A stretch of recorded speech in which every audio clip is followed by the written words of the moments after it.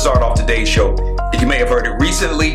A big shout out, because I want to start off with something positive, because we live in a time where there's so much negativity, there's so much hate and anger. So I want to start off the show with something positive, a couple positive pieces. So a big shout out to Oprah Winfrey.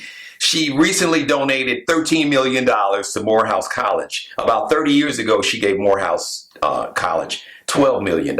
So she was there and gave a speech and said, it's been about 30 years, so what I want to do now, I want to donate another $13 million on top of that $12 million. And so that's about $25 million. And I'm paraphrasing something she said. And I thought it was very, very important, especially in the time and the climate that we are living in today.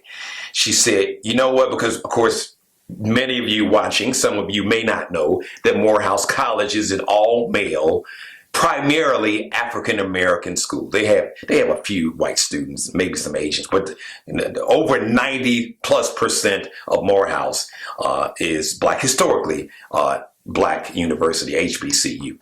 So she said, I realized that Black men are an endangered species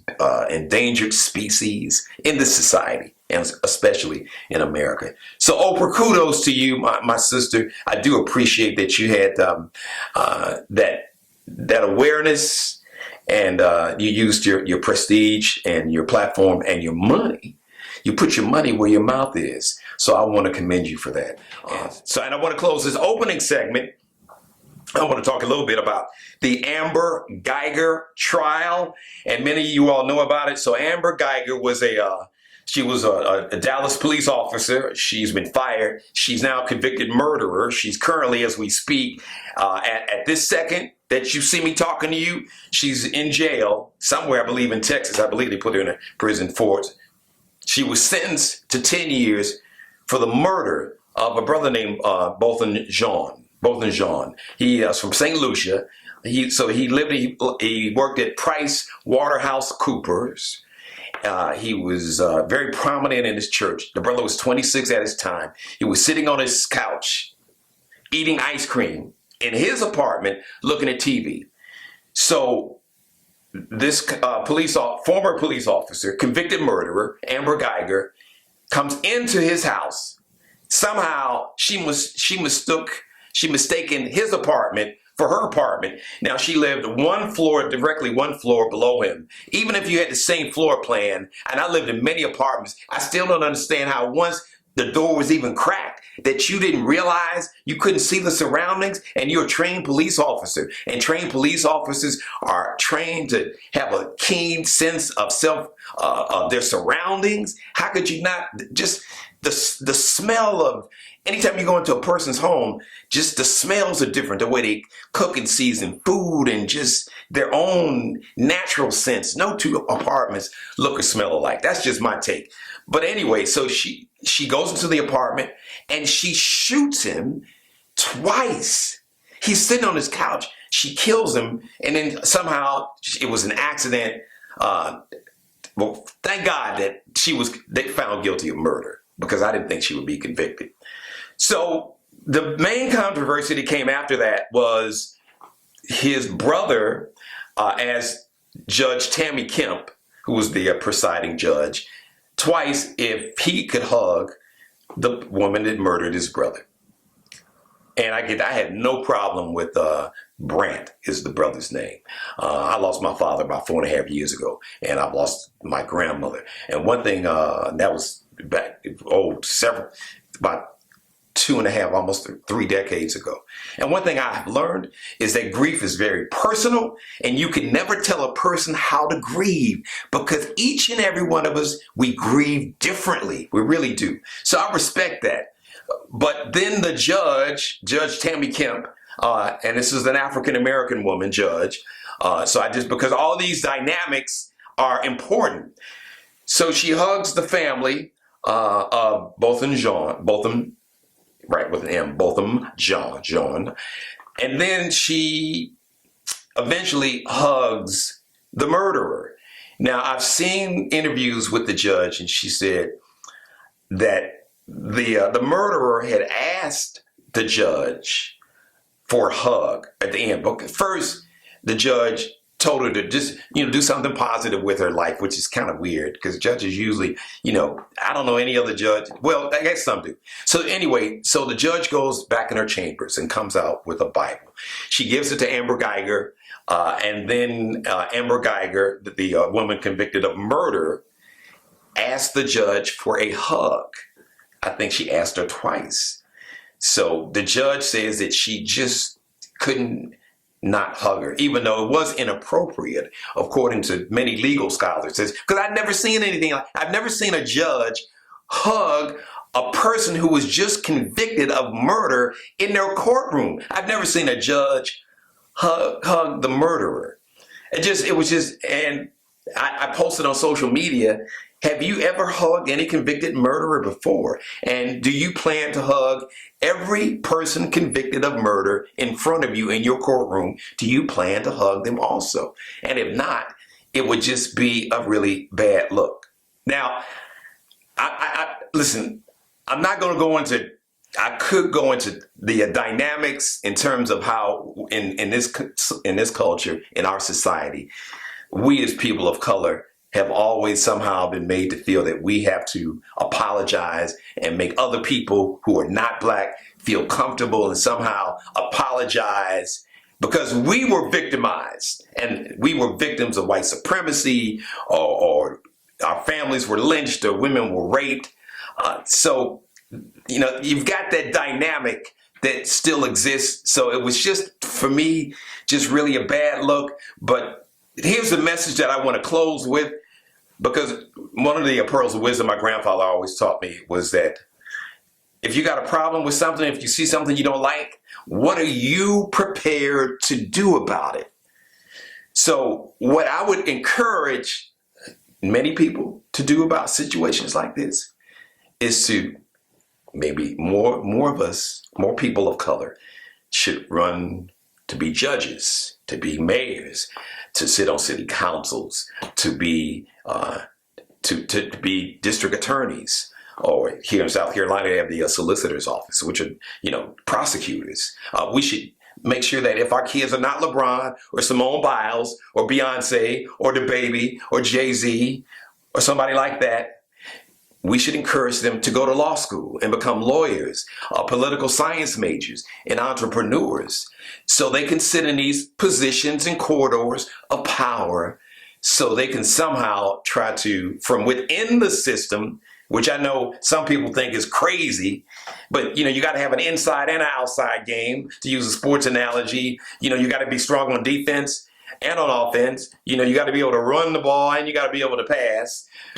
So, you got to be able to shoot the three, but then you want to be able to go to the basket strong. I know my sports analogies, and where did that come from? Pretty crazy. But I just want to encourage our young people to get the skills they need in a variety of fields so they can be in a position, so they can be a judge, so they can be a prosecutor, they can be a defense attorney, they can be a mayor who appoints the police chief. And the police chief sets the tone. Really, the mayor sets the tone for any police department, because in most cases, mayors appoint police chiefs. So let's encourage our kids to get those educations in those fields so they can move into those positions of power, and we can try to rectify and tear down and take the bricks out of this wall and the system of oppression and white supremacy. It's just my take. I'm Geno Jones. Coming up, I've got an interview with a young lady that's got a brand new book. She was a victim of a horrible sexual assault, and at the same time, by a different person who she loved, she was a victim of domestic violence. And October is Domestic Violence Awareness Month, and I have a very special thing to say. I've got the last word for me on the problem of domestic violence. Whose problem is it really? I'm going to tell you whose problem it is really, and it's not who you think. Coming up shortly, it's the Geno Jones Show. This part of the Geno Jones Show is called I Got Five on It. I kind of got that idea from a song back in the day, an old school song. I got five on it. Dun, dun, dun, dun, dun, dun. It was a song about, weed. They weren't thinking about legalizing marijuana when that song came out, I think way back in the 90s. So if you're kind of too young to remember that when it first came out, Google, I got 5 on, I think it was the Loonies.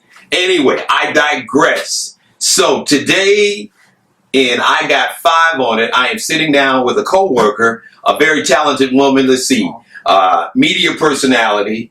I don't have a resume, so help me out here. Just she's a multi-talented individual, but more important, she's got a powerful book. And October is Domestic Violence Awareness Month. And one thing I've learned about domestic violence, a lot of times when you think about domestic violence, you think about physical violence, being, beaten or punched, things that I've witnessed with my mom. But one thing I have learned in my own research, that unfortunately, sexual violence in many cases is attached to the domestic violence. You're absolutely right. So I am sitting here with Lori L.J. Johnson, and she is the author of this incredible new book, In Defense of Dinah, Coming Out of the Shadows of Shame. So make sure you pick it out. So L.J., Lori, all right. Thank you. So why don't you, let's talk about the book. So tell me, give us the Shark Tank, the elevator pitch on what this book is all about, and then talk about the inspiration behind it. Once again, thank you so very much, Geno. I appreciate you for having me and for talking about this very important topic. Every 2 minutes in America, this is a statistic I found really alarming. A woman is raped or sexually assaulted in America. Now that's pretty high, so every 2 minutes. Can you imagine that? And in October of 1985, I became one of those women. Now, it's interesting you brought it out and you talked about the fact that October is Domestic Violence Awareness. It's really something that I really don't talk about a whole lot. But in that, having my house broken into and being raped by this assailant, I had been stuck in a situation where it was a domestic violent situation with my husband, ex-husband now. And if it probably were not for the fact that the house was broken into by this assailant who raped me, I probably would have stayed in that violent situation longer. Now that sounds but a lot of times we really don't understand what are the dynamics that causes a person to stay. That was Lori L.J. Johnson. Thank you, Lori. The name of her book is In Defense of Dinah. Make sure you get a copy. Support the sister. You can buy her book at barnesandnoble.com online, and you can check her out. She's on social media. Lori is Lori Johnson. Lori's going to come back an upcoming episode this month. Later this month, October is Domestic Violence Awareness Month, and Lori's going to tell her story in detail along with some other women. I'm going to have a panel discussion, a group discussion, and these women are going to come back and tell their story in detail in a hopes to really connect with men out there. And I've said it so many times. Now, yes, I do understand that there are men who are victims of domestic violence, but the vast majority of victims of domestic violence are women. So once again, I've said this so many times, violence against women is not a woman's problem. It's a man's problem. It's our problem, guys. And it is up to us collectively. We have got to change the culture to where we make it unacceptable in our culture to tolerate domestic violence in any form. Violence in any form against any woman, period, has to be completely unacceptable. And we can make that change. All right, so let's do it. I want to thank you for checking out the show. Get ready. New episode coming soon. So please, I want everybody to subscribe to my YouTube channel, Geno, Geno Jones. That's Geno Jones. Now, I know that there's another Geno Jones out on YouTube, Brother Wrestles or something. That ain't me. All right, I ain't the wrestler. I'm the entertainer. All right. So please subscribe, share, and like on YouTube, Geno, Geno Jones. I know I got a Geno Radio channel on YouTube, but you can listen to that. But what we need, if you like this content and you want more of this content, please subscribe and like and share on YouTube. All right. Shout out to my man, Uncle Rory Lee Productions, studio here in North Charleston, South Carolina. I want to thank everybody for tuning in. You can also follow me, Geno Jones Show, on Instagram, Geno Jones Live on Facebook and Twitter. Geno Jones. Thanks again, everybody. This is the Geno Jones Show. I guess that means I must be Geno. Have a great day.